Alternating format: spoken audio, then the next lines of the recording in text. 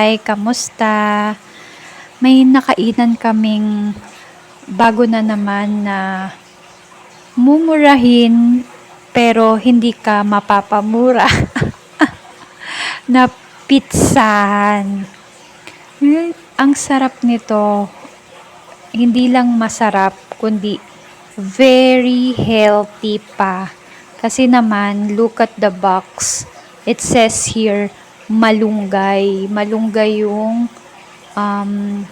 dough niya. Kaya, 'di ba, healthy.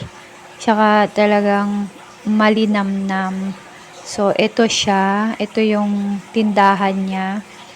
Dito nakalagay itong Red Box Pizza sa Red Straw Cafe.